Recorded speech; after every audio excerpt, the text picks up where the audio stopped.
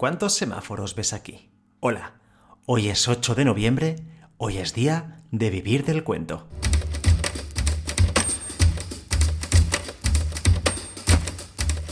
Vivir del cuento, el podcast de las historias que van contigo.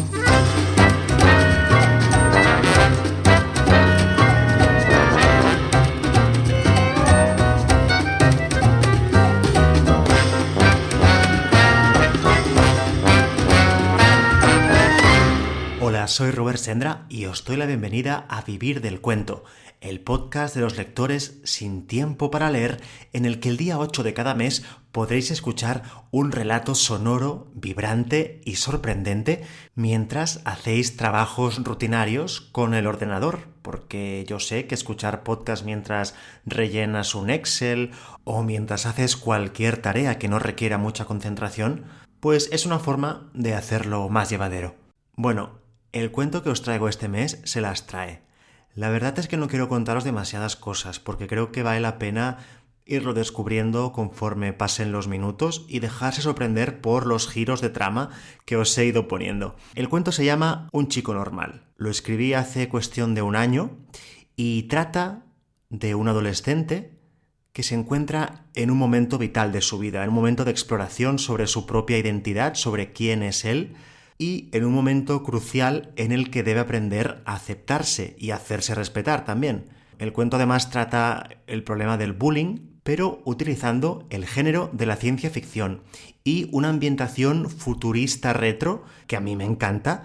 Antes de dejaros con el cuento, quiero dar las gracias a Paulina Cisneros, a Ivonne Ramos, a Irene Sendra por haberme acompañado en la locución del relato.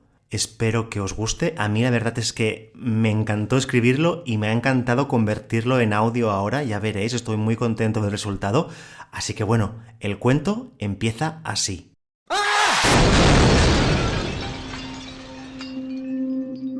Un chico normal.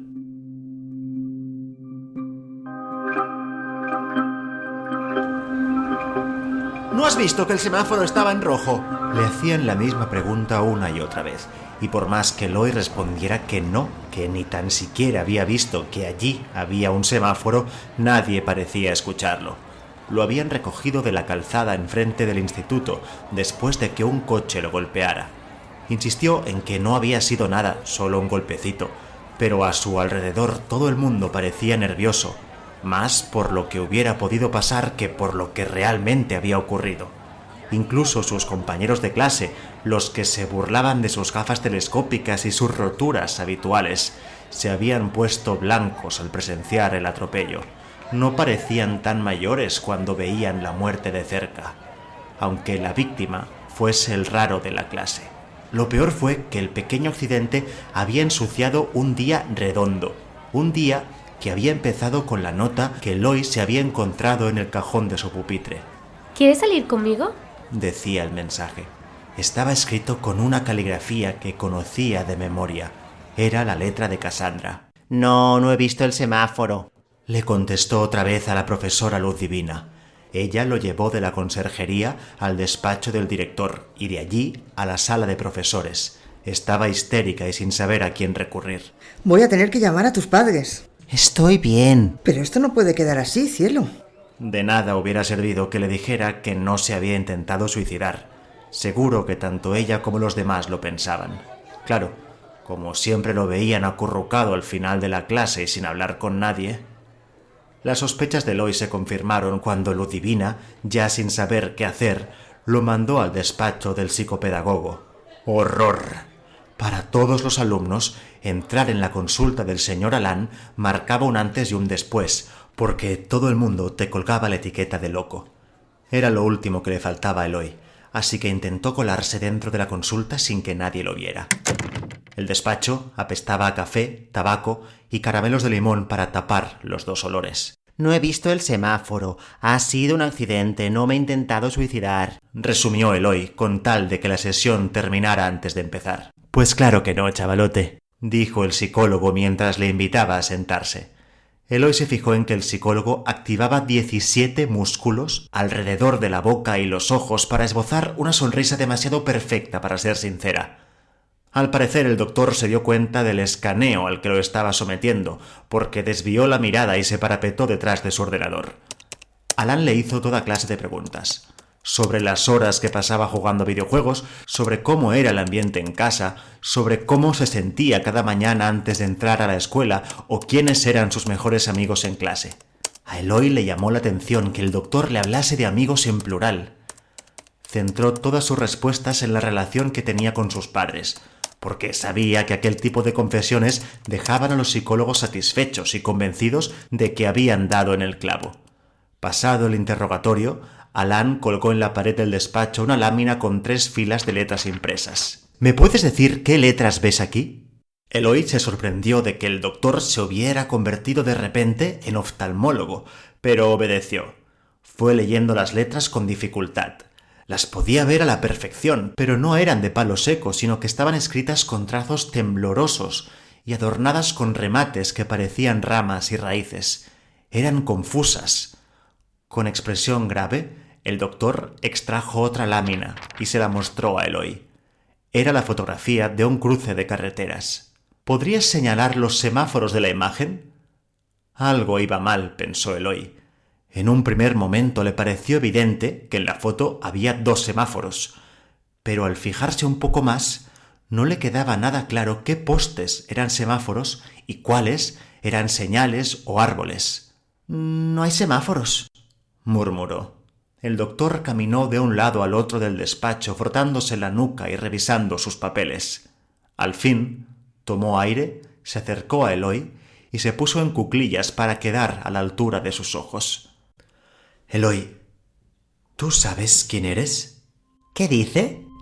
Eloy notó que se le recalentaban las sienes y que todas las partes de su cuerpo expulsaban calor, como si un ventilador interno intentase devolverle el oxígeno.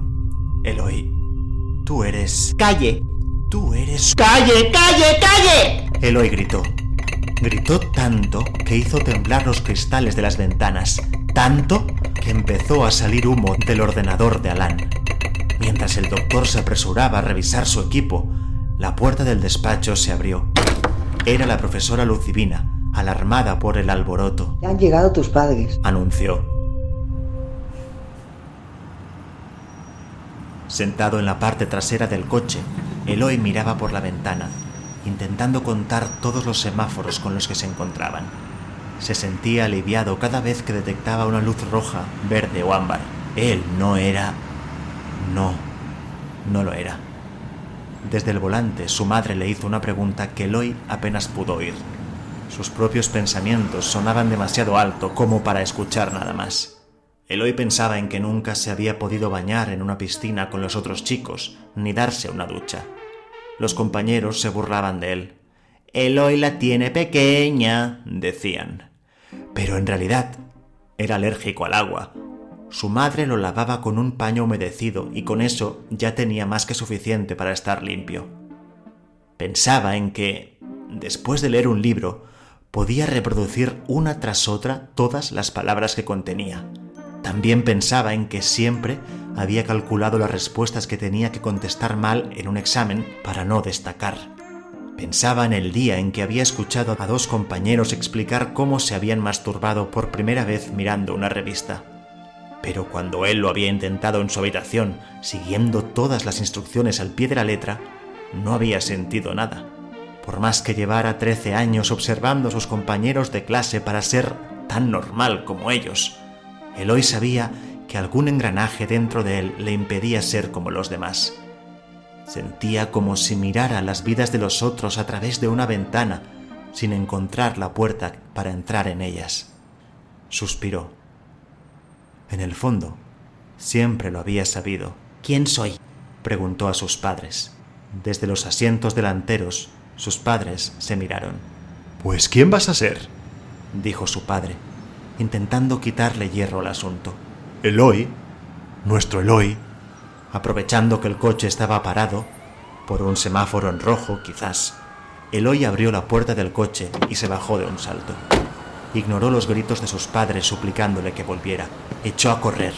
No sabía dónde ir, pero sus pasos sí. Con una especie de automatismo que no podía controlar, sus pies lo condujeron de nuevo al instituto. Entró en el despacho del psicólogo. El doctor Alan se encontraba con un informático, tratando de arreglar su ordenador humeante.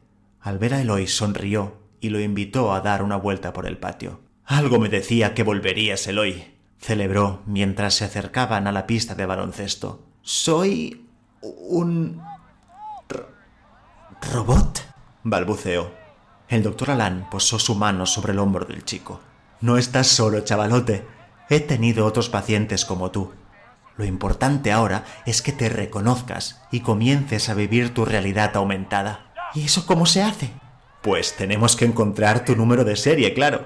Eloy lo miró con cara de no entender nada. El doctor Alan rió y le explicó. «Normalmente os lo imprimen en el cuero cabelludo, en la planta de los pies, entre las nalgas. ¿Nunca te has encontrado una especie de tatuaje en el cuerpo?». Eloy negó, asustado. «Pues cuando llegues a casa, coge un espejo de mano y explórate».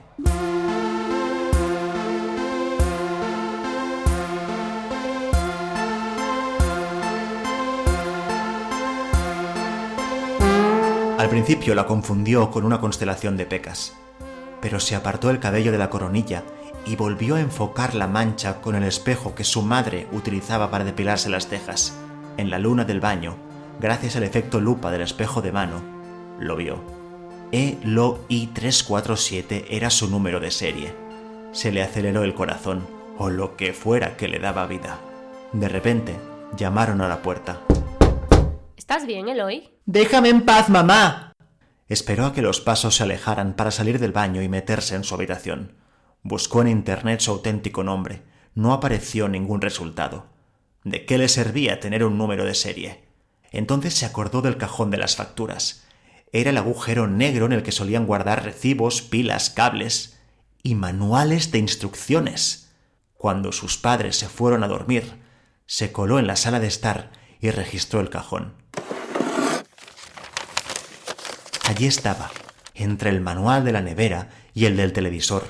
Le extrañó que su libro de instrucciones estuviera escrito en coreano, pero aún alucinó más al darse cuenta de que podía leerlo sin inmutarse.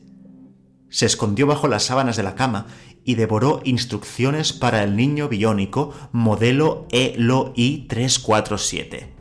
Leyó que venía de una factoría de Seúl, que lo fabricaron en 1989, que su padre biológico era un ingeniero apellidado Juan, que estaba recubierto con un tejido orgánico reciclable y permeable, que su sistema de visión artificial era una versión antigua, que podía solucionar sus potenciales defectos de serie con las actualizaciones que cada año lanzaba el fabricante. También leyó que tenía conectividad. Eso quería decir que si quería, podía contactar mentalmente con otras máquinas e incluso comandarlas. Por fin iba a tener amigos. Y lo que más le gustó fue que cada parte de su cuerpo estaba cubierta de sensores que recopilaban información en todo momento. Así, los algoritmos de su procesador podían ayudarle a repetir las conductas que le eran favorables y evitar los errores. Llegó con angustia a un capítulo titulado Vida útil del producto. Por suerte, el robot estaba diseñado para imitar la vida humana, así que descubrió aliviado que su obsolescencia no se produciría hasta los 80 años. Cuando llegara el momento final, todos los datos que había acumulado a lo largo de su vida quedarían colgados en la nube, con gráficos y todo, para que sus familiares los consultaran. Eloy se sentía afortunado. ¿Qué más hubieran querido sus compañeros de clase que tener un manual de instrucciones como aquel para saber de qué eran capaces? Decidió aprovechar aquella ventaja inesperada. Puso a trabajar sus sensores y algoritmos para ser el más divertido de la clase, para fumar más porros que ninguno de sus compañeros, para ser el único que podía completar todas las fases del test Kursnavet en la clase de educación física, para anticipar qué preguntas entrarían en el examen y compartirlas con sus compañeros. En pocos días se convirtió en el chico más popular de la clase, y Cassandra no le quitaba los ojos de encima. Todo iba sobre ruedas, hasta que llegó el partido de fútbol en el patio del instituto. Ya había marcado 3 goles, y los de primero coreaban su nombre. Estaba tan eufórico cada vez que le pasaban el balón y driblaba a todos los defensas que le salían al paso, que no se fijó en que el cielo se encapotaba. No notó las primeras gotas.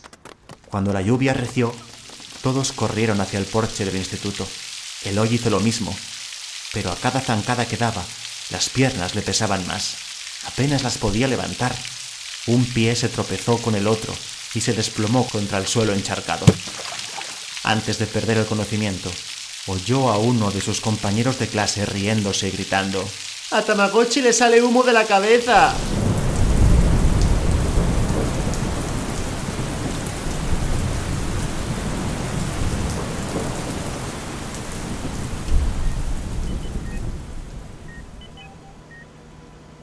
Buenos días, bello durmiente. La oscuridad se fue disipando y Eloy encontró a su madre inclinada hacia él. ¿Dónde estoy? Musitó.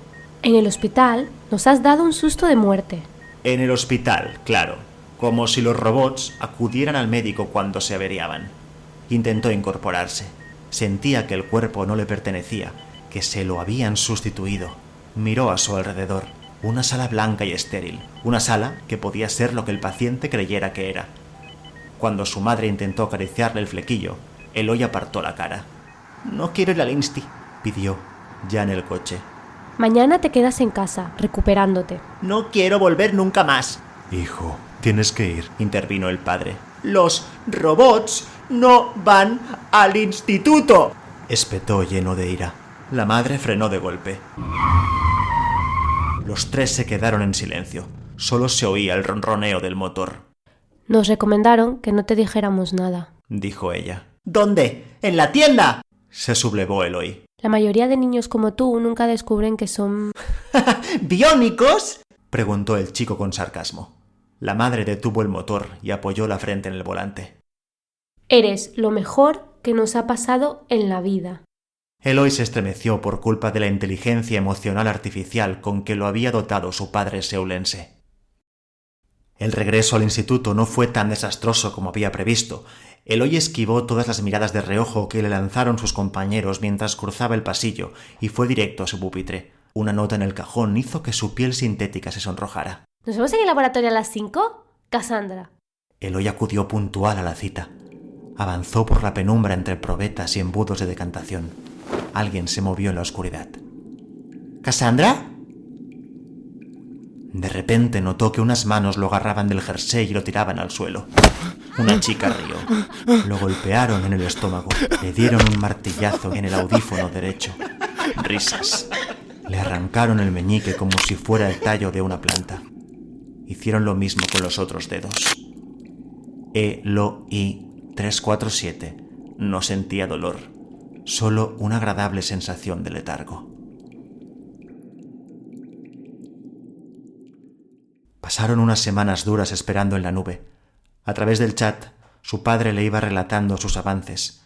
Las piezas y el hardware de Eloy 347 habían quedado inservibles, pero los datos estaban intactos. Hipotecaron el piso para adquirir el último modelo del señor Huang, más liviano, resistente al agua y con cámaras multiespectrales con las que su hijo podría ver el doble que los otros chavales. El nuevo Eloy no quiso cambiarse de escuela. Tenía ganas de volver a ver a sus compañeros. Y a Cassandra. En clase tardaron en reconocerlo. Cuando lo hicieron, pudo escanear las caras desencajadas de cada uno de ellos. Sus sensores ultrasensibles detectaron un ligero aumento de la humedad en el aula, provocado por el sudor nervioso que exhalaban Cassandra y los demás. Bienvenido a clase, Eloy. Lo saludó la profesora Luz Divina cuando se hubo sentado en su sitio. Me llamo Eloy 347.2, corrigió. Sereno. El chico biónico se conectó al sistema de calefacción de la clase y le ordenó que la temperatura subiera. Contempló satisfecho cómo la profesora Luz Divina se acababa la botella de agua. Siguió aumentando el calor hasta que vio los espasmos de Cassandra y las primeras ampollas formándose en la cara de sus compañeros. El proceso de Deep Learning se había completado. Por fin, era un chico normal.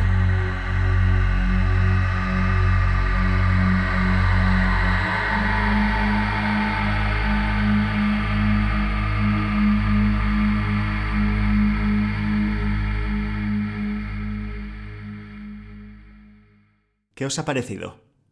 Este capítulo recuerda bastante a Ray Bradbury, también a Stephen King un poquito. La idea me surgió un día frente a la pantalla cuando me encontré el típico cuestionario de estos reCAPTCHA o no sé cómo se llama, en los que te piden que selecciones los semáforos o que selecciones los pasos de cebra o que selecciones las motocicletas, y hay veces en las que es muy difícil conseguirlo porque realmente ya no lo ves bien, o incluso que te piden que demuestres, que certifiques que no eres un robot, y para hacerlo tienes que adivinar unas letras que ellos te garabatean de una forma un poco confusa, y pensé, ostras, ¿qué pasaría si hay un chico que acaba descubriendo que es un robot porque es incapaz de detectar los semáforos? Bueno, espero que os haya gustado, espero vuestros comentarios porque yo creo que da mucho que hablar este relato.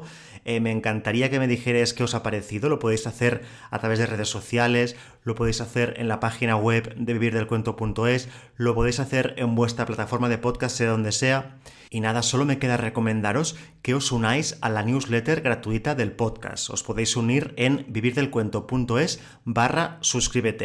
Allí os envío los PDFs de los relatos, os cuento cositas del podcast que no decimos en antena y organizamos actividades, sorteos, concursos, y precisamente ahora con la comunidad de escritores Letras de Sangre hemos abierto un concurso literario. Es un concurso de relatos y la persona ganadora se llevará, además de una versión locutada de su relato que emitiremos en el podcast, se llevará también un lote de libros sobre escritura creativa valorado aproximadamente en 100 euros. Os dejo las bases del concurso en las notas del programa porque creo que es una oportunidad muy buena para todos aquellos seguidores que queréis escuchar por fin vuestros relatos en este podcast. Tenéis hasta el 31 de diciembre para enviarme vuestras propuestas.